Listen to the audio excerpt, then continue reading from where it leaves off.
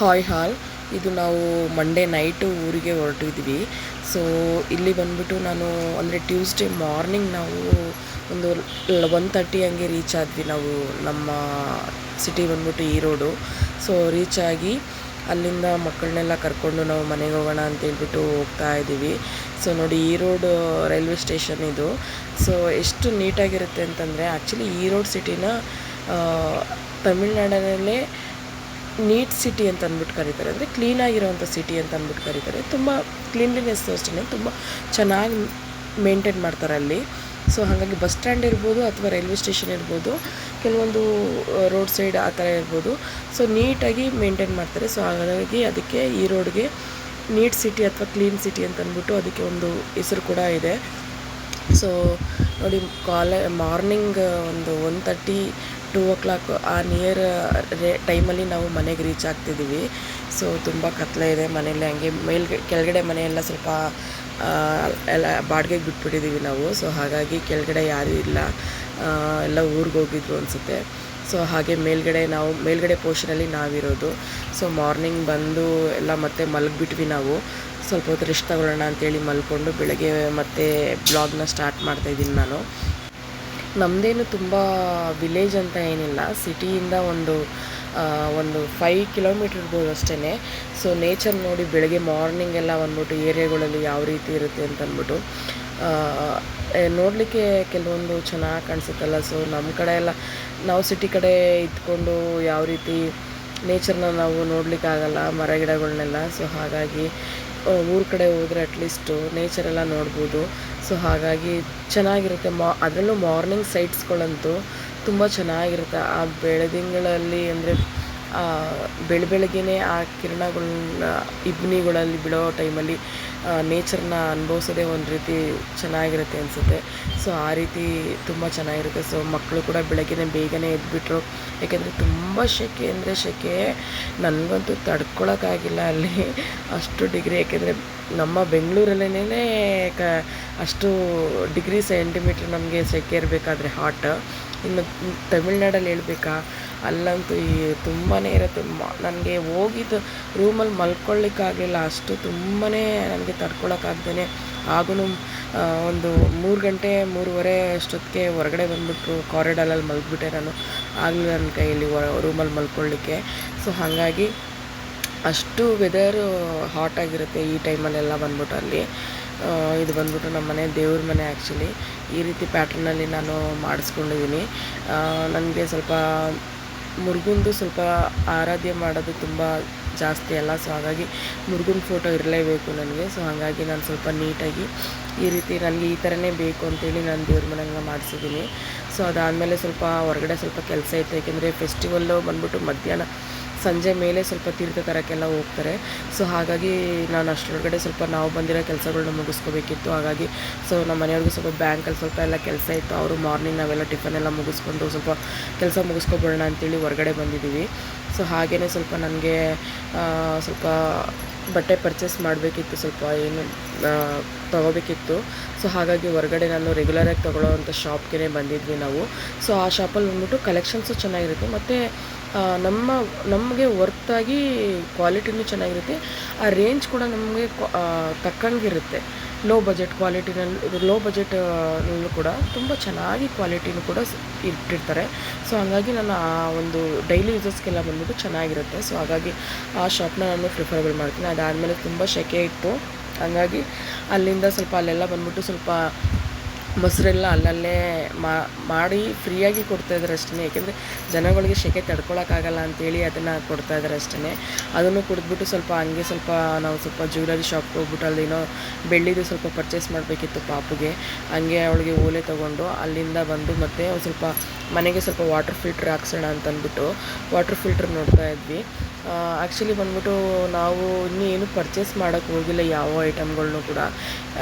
ನಾನು ಒಂದೇ ಟೈಮ್ ಯಾವುದೂ ನಾವು ತೊಗೊಳಕ್ಕೆ ಹೋಗ್ಬಾರ್ದಲ್ವ. ನಮಗೂ ಫೈನಾನ್ಷಿಯಲಿ ಸ್ವಲ್ಪ ಪ್ರಾಬ್ಲಮ್ ಇರೋದ್ರಿಂದ ಎಲ್ಲ ಒಟ್ಟೊಟ್ಟಿಗೆ ನಾನು ಮಾಡೋಕ್ಕೆ ನನಗೆ ಇಷ್ಟ ಆಗಲ್ಲ. ಸೊ ನಮ್ಗೆ ಯಾವಾಗ ಅನಿಸುತ್ತೋ ಅದನ್ನು ಆವಾಗ ತೊಗೊಳ್ಳೋಣ ಅಂತೇಳಿ ಬಿಟ್ಬಿಡ್ತೀನಿ ನಾನು.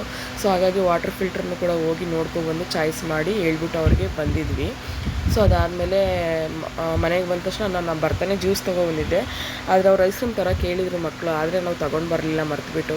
ಸೊ ಹಂಗಾಗಿ ಅವ್ರ ಅಪ್ಪ ಮತ್ತೆ ಕರ್ಕೊಂಡೋಗಿ ಅವನನ್ನು ಐಸ್ ಕ್ರೀಮ್ ತೊಗೊಂಡು ಮನೆಗೆ ಬಂದು ಅವನು ಎಲ್ಲರಿಗೂ ಕೊಟ್ಬಿಟ್ಟು ತಿಂತಾಯಿದ್ದೀವಿ. ಏಕೆಂದರೆ ಎಷ್ಟು ನೀರು ಕುಡಿದ್ರೂ ಸಾಲಲ್ಲ, ಎಷ್ಟು ನಾವು ಅಂದರೆ ಊಟ ಮಾತ್ರ ಸೇರಲ್ಲ ಅಷ್ಟೇ. ಸ್ವಲ್ಪ ತಿಂದ್ರೇ ಸಾಕು, ತುಂಬ ಹೆವಿ ಅಂತ ಅನ್ನಿಸ್ಬಿಡುತ್ತೆ. ಹಾಗಾಗಿ ಎಷ್ಟು ನೀರು ಕುಡಿತಾ ಇದ್ದೀವಿ ಅಂತಂದರೆ ಇಲ್ಲಿ ನೀರು ಕುಡಿಯೋದೇ ಇಲ್ಲ, ಅಲ್ಲಿ ನೀರು ಕುಡಿಸುತ್ತೆ. ಸೊ ಹಾಗಾಗಿ ವೆದರ್ ಹೆಂಗೆ ಬೇಕಾದ್ರೂ ಪರಿಸ್ಥಿತಿಗೆ ತಕ್ಕಂಗೆ ಚೇಂಜ್ ಆಗುತ್ತೆ ಅನ್ನೋದು ಅಷ್ಟೇ ಅಲ್ವಾ. ಸೊ ಅದಾದಮೇಲೆ ಸಂಜೆ ಮೇಲೆ ನಾವು ಮಧ್ಯಾಹ್ನ ಎಲ್ಲ ಒಂದು 5 ಗಂಟೆಗೆ ತೀರ್ಥ ತರಕ್ಕೆ ಹೋಗಿರ್ತಾರೆ. ನಮ್ಮ ಕಡೆ ನಮ್ಮ ಅಜ್ಜಿ ತೀರ್ಕೊಂಡಿರೋದ್ರಿಂದ ನಾವು ಆ ಫಂಕ್ಷನ್ಗಳೆಲ್ಲ ನಾವು ಯಾವುದೂ ಅಟೆಂಡ್ ಮಾಡೋಂಗಿಲ್ಲ. ಸೊ ಹಾಗಾಗಿ ಅವರು ಹೋಗಿ ತೀರ್ಥ ತರಕ್ಕೆ ಹೋಗಿರ್ತಾರಲ್ಲ, ಸೊ ಅವ್ರು ಹೋಗಿ ಬರೋಷ್ಟರೊಳಗಡೆ ನಾವು ಸಂಜೆ ಒಂದು 7 ಗಂಟೆ ಮೇಲೇ ಅವರೆಲ್ಲ ದೇವಸ್ಥಾನದ ಹತ್ರ ಬರೋದು ದೇವ್ರನ್ನ ತೊಗೊಂಡು. ಸೊ ಆ ಟೈಮಲ್ಲಿ ನಾವು ರೆಡಿಯಾಗಿ ಹೋಗೋಣ ಅಂತೇಳ್ಬಿಟ್ಟು ನಾವು ಹಳೆ ಮನೆ ಇದು ನಮ್ಮದು ಹಳೆ ಮನೆ, ನಾವು ಮುಂಚೆ ಈಗಿದ್ದು ಇವಾಗ ಅಲ್ಲಿ ಹೋಗಿರೋದು. ಸೊ ಈ ಮನೆಗೆ ಬಂದ್ಬಿಟ್ಟು ನಾವು ಇಲ್ಲಿ ಬಾಡಿಗೆಗೆ ಬಿಟ್ಟಿದ್ದೀವಿ ಆಲ್ರೆಡಿ. ಸೊ ಇದ್ದಾರೆ. ಸೊ ಹಾಗಾಗಿ ಮೇಲ್ಗಡೆ ಪೋರ್ಷನ್ ಮಾತ್ರ ಖಾಲಿ ಇತ್ತು. ಸೊ ಹಾಗಾಗಿ ಅಲ್ಲೇ ಸ್ವಲ್ಪ ಹೊತ್ತಿರೋಣ ಅಂತ ಹೇಳ್ಬಿಟ್ಟು ನಾನು ಮಕ್ಕಳನ್ನೆಲ್ಲ ಕರ್ಕೊಂಡು ಬಂದಿದ್ದೀವಿ. ಇಲ್ಲಿ ಸ್ವಲ್ಪ ಹೊತ್ತು ಟೈಮ್ ಸ್ಪೆಂಡ್ ಮಾಡಿ ಸ್ವಲ್ಪ ಇನ್ನೂ ಬಂದಿರಲಿಲ್ಲ, ಒಂದು 7 ಗಂಟೆ ಆಗಿಬಿಟ್ಟಿತ್ತು ಆಲ್ರೆಡಿ, ಇನ್ನೂ ದೇವ್ರು ಬಂದಿರಲಿಲ್ಲ. ಸೊ ಹಾಗಾಗಿ ನಮ್ಮ ಮನೆಯವ್ರು ನಾನು ಫೋನ್ ಮಾಡ್ತೀನಿ ಇಲ್ಲೇ ಇರಿ ಅಂತ ಅಂದ್ಬಿಟ್ಟು ಹೇಳಿದ್ರು. ಸೊ ಹಾಗಾಗಿ ಮನೆ ಓಪನ್ ಮಾಡಿಬಿಟ್ಟು ನೋಡಿ, ಈ ಮನೆಯೂ ಕೂಡ ಸ್ವಲ್ಪ ಆಲ್ಟ್ರ್ ಮಾಡಿಸಿದ್ದೀವಿ. ಸ್ವಲ್ಪ ಡೋರೆಲ್ಲ ಹೋಗ್ಬಿಟ್ಟಿತ್ತು, ಹಾಗಾಗಿ ಹೊಸ ಡೋರ್ಸು ಮತ್ತು ಪೇಂಟಿಂಗ್ಸ್ ಎಲ್ಲ ಮಾಡಿಸಿ ಎಲ್ಲೆಲ್ಲಿ ಏನೇನು ಡ್ಯಾಮೇಜಸ್ ಆಗಿತ್ತು ಅದನ್ನೆಲ್ಲ ನಾವು ರೆಡಿ ಮಾಡಿಸಿ ಹಾಕಿದ್ದೀವಿ. ಇದಕ್ಕೂ ಸ್ವಲ್ಪ ಟೈಮ್ ತಗುತ್ತೆ, ಯಾಕೆಂತಂದರೆ ಸ್ವಲ್ಪ ಹಳೆ ಮನೆ ಅಂತಲ್ಲ, ತುಂಬ ಹಳೇದೇನಲ್ಲ, ಹೊಸ ಮನೆಯೇ. ಬಟ್ ಆದರೆ ನಾವಿದ್ದು ಹೋಗಿದ್ದ ಮನೆ ಅಲ್ವಾ, ಸ್ವಲ್ಪ ಅಲ್ಲಿ ಇಲ್ಲಿ ಸ್ವಲ್ಪ ಡ್ಯಾಮೇಜಸ್ಗಳೆಲ್ಲ ಆಗಿತ್ತು. ಸ್ವಲ್ಪ ನೀಟಾಗಿ ನಮ್ಮ ಇಂಜಿನಿಯರ್ ಬಂದ್ಬಿಟ್ಟು ತುಂಬ ಚೆನ್ನಾಗಿ ಮಾಡಿಕೊಟ್ಟಿದ್ದಾರೆ. ಅಲ್ಲೆಲ್ಲ ಏನೇನು ಆಲ್ಟ್ರೇಷನ್ ಮಾಡಬೇಕು ಅದೆಲ್ಲ ಮಾಡಿ ನಮಗೆ ಕೊಟ್ಟಿದ್ದಾರೆ. ಇನ್ನೂ ಯಾರೂ ಬಾಡಿಗೆಯವ್ರು ಬಂದಿಲ್ಲ. ಸೊ ಹಾಗಾಗಿ ಖಾಲಿ ಇದೆ. ಸೊ ನೋಡ್ತಾ ಇದ್ದಾರೆ, ಈ ಟೈಮಲ್ಲಿ ಸ್ವಲ್ಪ ಬಿಸಿಲಲ್ವ ಜಾಸ್ತಿ, ಅದು ಮೇಲ್ಗಡೆ ಸ್ವಲ್ಪ ಶೀಟ್ ಮನೆ ಆಗಿರೋದ್ರಿಂದ ಸ್ವಲ್ಪ ಬಾಡಿಗೆಗೆ ಇನ್ನೂ ಯಾರೂ ಬಂದಿಲ್ಲ. ಸೊ ಹಾಗಾಗಿ ಖಾಲಿ ಇತ್ತು. ಸೊ ಇದು ಇನ್ನೊಂದು ಸ್ವಲ್ಪ ಕೆಲಸ ಇದೆ, ಅದನ್ನೆಲ್ಲ ರೆಡಿ ಮಾಡಿಸ್ಬಿಟ್ಟು ಒಂದೇ ಸಲ ಬಿಡ್ತೀವಿ ನಾವು. ಅಲ್ಲಿವರೆಗೂ ಅದು ಖಾಲಿ ಇರುತ್ತಷ್ಟೇ. ನೋಡಿ, ಈ ಥರ ಎಲ್ಲ ಸಿಂಪಲ್ಲಾಗಿ ಕಿಚನ್ನು ಮತ್ತು ಒಂದು ಹಾಲು, ಒಂದು ಬೆಡ್ರೂಮು, ಇಲ್ಲೇ ನಾವು ಟಿ ವಿ ಇದೆಲ್ಲ ಇಟ್ಕೊಂಡಿದ್ವಿ. ಮುಂಚೆ ಕೆಲವೊಂದು ಹಳೆ ವಿಡಿಯೋಗಳಲ್ಲಿ ನಾನು ತೋರಿಸಿರ್ತೀನಿ. ಸೊ ಇದು ಬಂದ್ಬಿಟ್ಟು ಬೆಡ್ರೂಮು. ಸಿಂಪಲ್ಲಾಗಿ ಒಂದು ಬ್ಯಾಚುಲರ್ಸ್ ಇರ್ಬೋದು, ಇಲ್ಲ ಒಂದು ಚಿಕ್ಕ ಫ್ಯಾಮಿಲಿ ಇರ್ಬೋದು, ಆರಾಮಾಗಿರ್ಬೋದು, ಏನೂ ತೊಂದರೆ ಏನಿಲ್ಲ. ಆರಾಮಾಗಿ ಗಾಳಿ ಬೆಳಕೆಲ್ಲ ಚೆನ್ನಾಗಿ ಬರುತ್ತೆ ಮಾರ್ನಿಂಗೆಲ್ಲ. ಇದೊಂಥರ ಕಾರಿಡಾರ್ ಥರ ಓಪನ್ ಏರಿಯಾ ಬಂದ್ಬಿಟ್ಟು ಇದು. ಸೊ ಇಲ್ಲೂ ಕೂಡ ನಾವು ಚೆನ್ನಾಗಿ ಮಾಡಿಸಿದ್ದೀವಿ. ಸೊ ಈ ರೀತಿ ನಮ್ಮದು ಇದೆ. ಇನ್ನೂ ಸ್ವಲ್ಪ ಸಣ್ಣ ಪುಟ್ಟ ಕೆಲಸ ಇದೆ, ಹಾಗಾಗಿ ನಡೀತಾ ಇದೆ ಅಷ್ಟೇ ಅಲ್ಲಿ. ಹಾಗಾಗಿ ಖಾಲಿ ಬಿಟ್ಟಿದ್ದೀವಿ ಅಷ್ಟೇ. ಬರೋರು ನೋಡ್ಕೊಂಡು ಹೋಗ್ತಾ ಇರ್ತಾರೆ, ಯಾರು ಸೆಟ್ ಆಗ್ತಾರೋ ಅವ್ರಿಗೆ ಬಾಡಿಗೆ ಕೊಡ್ತೀವಿ. ನೆಕ್ಸ್ಟ್ ನಾವು ಸ್ವಲ್ಪ ಹೂವೆಲ್ಲ ಇತ್ತು. ಸೊ ಹಾಗಾಗಿ ನಾನು ಸ್ವಲ್ಪ ಹೂವು ಕಟ್ಟೋಣ ಅಂತೇಳ್ಬಿಟ್ಟು ಹಂಗೇ ಇನ್ನೂ ಬಂದಿಲ್ಲ ಅಂಥೇಳಿ ಮಕ್ಕಳು ಕೂಡ ಆಟ ಆಡ್ಕೊತಾಯಿದ್ರು. ಹಂಗೆ ನಾನು ಸ್ವಲ್ಪ ಹೂವು ಕಟ್ಟೋಣ ಅಂತೇಳಿ ಕಟ್ಕೊಂಡು ಸ್ವಲ್ಪ ಕೂತಿದ್ದೆ. ಅಷ್ಟೊತ್ತಿಗೆ ನಮ್ಮ ಮನೆಯವರು ಫೋನ್ ಮಾಡಿದ್ರು.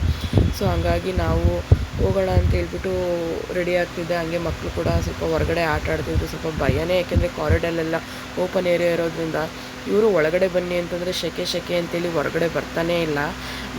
ಏನು ಮಾಡೋದು, ಅವನಿಗೂ ನಾನು ಆ್ಯಕ್ಚುಲಿ ಪರ್ಚೇಸ್ ಮಾಡಿರೋದೆಲ್ಲ ಸ್ಲೀವ್ಲೆಸ್ಸೇ ತೊಗೊಂಡೋಗಿದ್ದೆ ಆ್ಯಕ್ಚುಲಿ ಬಂದ್ಬಿಟ್ಟು ಬಟ್ಟೆಗಳನ್ನ. ಸೊ ಅದನ್ನೇ ಹಾಕ್ಸಿದ್ದೆ. ಸೊ ಅದಾದಮೇಲೆ ನೋಡಿ, ಈ ಥರ ತೀರ್ಥ ತರಕ್ಕೆ ಅಂತಂದ್ಬಿಟ್ಟು ನಮ್ಮ ಏನು ಇದಿರ್ತಾರೋ ಅವರೆಲ್ಲ ಹೋಗಿ ಅಲ್ಲಿ ನಿಯರ್ ಬೈ ಒಂದು 5 ಕಿಲೋಮೀಟ್ರ್ ದೂರದಲ್ಲಿ, 4 to 5 ಕಿಲೋಮೀಟ್ರ್ ದೂರದಲ್ಲಿ ಒಂದು ರಿವರ್ ಇದೆ. ಸೊ ಅಲ್ಲಿ ಹೋಗ್ಬಿಟ್ಟು ತೀರ್ಥ ತರ್ತಾರೆ. ಅಂದರೆ ತೀರ್ಥ ಅಂತಂದರೆ ದೇವರಿಗೆ ಅಭಿಷೇಕ ಮಾಡಲಿಕ್ಕೆ. ಅಲ್ಲಿಂದ ದೇವರಿಗೆ ನೀರು ತಂದು ಅಲ್ಲಿಂದನೂ ನಡ್ಕೊಂಡು ಬರ್ತಾರೆ. ಆ್ಯಕ್ಚುಲಿ ಅಲ್ಲಿಂದ ನಡ್ಕೊಂಡ್ಬಂದು ದೇವರಿಗೆ ತೀರ್ಥ ತೊಗೊಬಂದು ಬೆಳಗ್ಗೆನೇ ಅಭಿಷೇಕ ಎಲ್ಲ ಮಾಡಿ ಪೂಜೆ ಎಲ್ಲ ನಡೆಯುತ್ತೆ. ಸೊ ಹಾಗಾಗಿ ಅದನ್ನು ತೀರ್ಥ ಅಂತ ಕರಿತೀವಿ ನಮ್ಮ ಕಡೆ ಎಲ್ಲ ಬಂದ್ಬಿಟ್ಟು. ಸೊ ಇದು ಬಂದ್ಬಿಟ್ಟು ಫಸ್ಟ್ ಡೇ ಏನಿರುತ್ತೆ ಅಂದರೆ, ಈ ಥರ ತೀರ್ಥ ತರಕ್ಕೆ ಹೋಗ್ಬಿಟ್ಟು ಅವರು ಈ ಥರ ದೇವ್ರನ್ನ ತೊಗೊಬರ್ತಾರೆ ಅಲ್ಲಿಂದನೇ ಕರ್ಗ ಥರ ಹೊತ್ಕೊಂಡು. ಅದೊಂದು ನೈಟ್ ಪೂರ ಆ ಏರಿಯಾ ಏನಿರುತ್ತೋ ಅದು ಸುತ್ತಿ ಆಮೇಲೆ ದೇವಸ್ಥಾನದೊಳಗಡೆ ಹೋಗಿ ಇಟ್ಟು, ಅದಾದಮೇಲೆ ಏನು ಬಂದಿರೋರಿಗೆಲ್ಲ ಪ್ರಸಾದ ಅದೆಲ್ಲ ಅನ್ನದಾನ ಎಲ್ಲ ಇರುತ್ತೆ.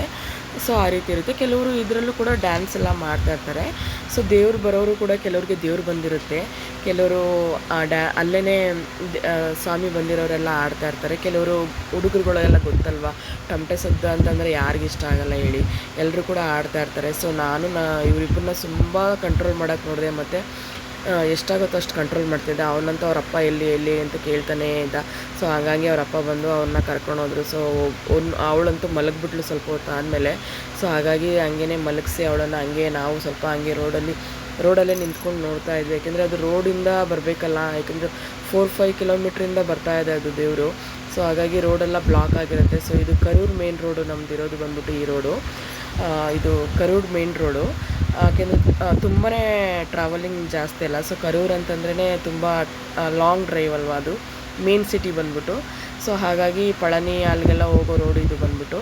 ಸೊ ಹಾಗಾಗಿ ನಮ್ಮದು ಏರಿಯಾ ಬಂದ್ಬಿಟ್ಟು ಅಲ್ಲೇ ಲೊಕೇಟ್ ಆಗಿರೋದ್ರಿಂದ ಸ್ವಲ್ಪ ತುಂಬಾ ಗಾಡಿ ಎಲ್ಲ ತುಂಬ ಹೋಗ್ತಾನೆ ಇರುತ್ತೆ. ಹಂಗಾಗಿ ಎಲ್ಲ ಕಂಟ್ರೋಲ್ ಮಾಡಬೇಕು ಮತ್ತು ಸೇಫ್ಟಿ ಎಲ್ಲ ನೋಡಬೇಕಲ್ಲ. ಸೊ ಹಂಗಾಗಿ ಎಲ್ಲರೂ ಕೂಡ ಊರಲ್ಲಿರೋರೆಲ್ಲ ಅದಕ್ಕೋಸ್ಕರ ಅಂತಲೇ ಎಲ್ಲ ನೋಡ್ಕೋತಾ ಇರ್ತಾರೆ.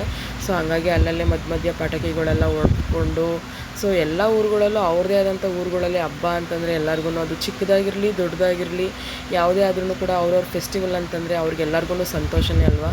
ಸೊ ವರ್ಷಕ್ಕೊಮ್ಮೆ ಏನೋ ನಾವೆಲ್ಲ ಸೇರಿ ಕೂಡಿ ಮಾಡೋದು ಅಂತಂದರೆ ಅದು ಒಂದು ರೀತಿ ಎಲ್ಲರಿಗೂ ಒಂದು ಮನಸ್ಸಿಗೆ ಸಮಾಧಾನ ಮತ್ತು ನಮ್ಮ ಒಂದು ದೈವನ ಯಾವತ್ತೂ ನಾವು ಕೈ ಬಿಡಬಾರ್ದಲ್ಲ ಅನ್ನೋ ಒಂದು ಉದ್ದೇಶದಿಂದ ಎಲ್ಲ ಊರುಗಳಲ್ಲೂ ಅವ್ರವ್ರದ್ದೇ ಆದಂಥ ಪದ್ಧತಿಗಳಲ್ಲಿ ಟ್ರೆಡಿಷ್ನಲ್ ಆಗಿ ಕಲ್ಚರಲ್ ಆಗಿ ಮಾಡ್ತಾನೆ ಇರ್ತಾರೆ.